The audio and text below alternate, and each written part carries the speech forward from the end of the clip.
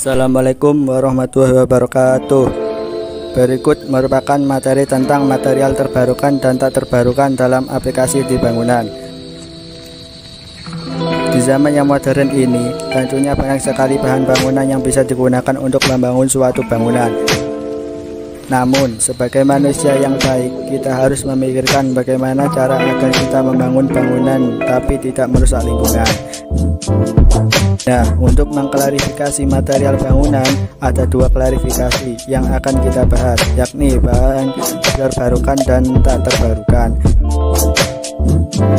Dari kedua itu, manakah yang lebih baik untuk digunakan pembangunan pada bangunan di zaman ini agar tidak merusak alam? Mari kita simak materinya. Material terbarukan. Apa itu material terbarukan?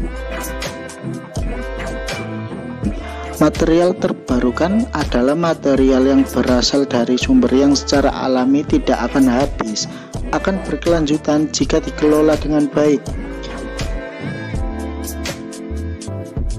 Contoh material terbarukan seperti kayu yang biasa digunakan sebagai kusen, pintu, jendela, dan kerangka genteng. Lalu yang kedua, materi yang tak terbarukan. Sumber materi yang tidak dapat dengan mudah digantikan dengan cara alami untuk mengimbangi konsumsi. Material tak terbarukan merupakan material yang berasal dari bahan tambang.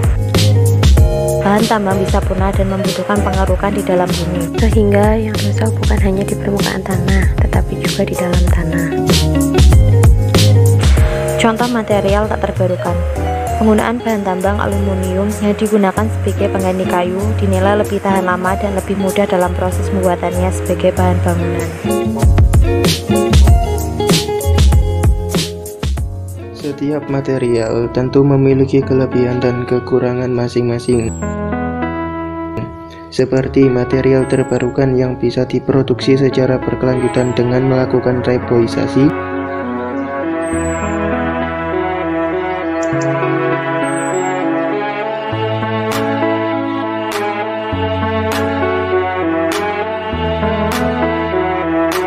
lalu material tak terbarukan yang dinilai lebih tahan lama karena bisa didaur ulang, namun dalam proses produksi akan merusak lingkungan secara keseluruhan melalui pengerukan tanah.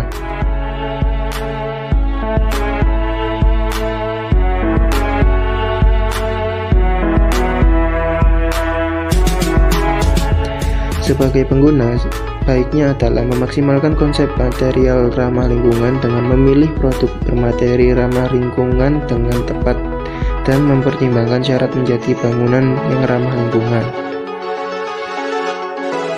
Dengan salah satu cara menggunakan material terbarukan sesuai dengan kapasitasnya dan menggunakan material tak terbarukan sesuai dengan kebutuhannya.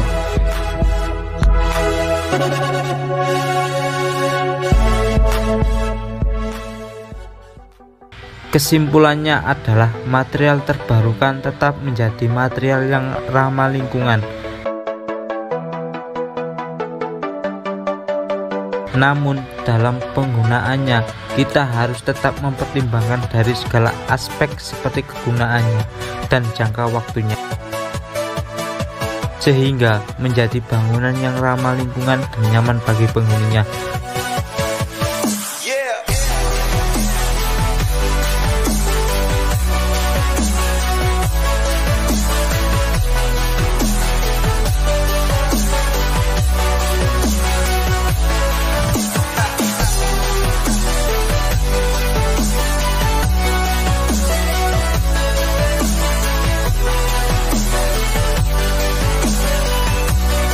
Mungkin itu saja pemaparan materi dari kelompok kami tentang material terbarukan dan tidak terbarukan dalam aplikasi bangunan. Wassalamualaikum warahmatullahi wabarakatuh.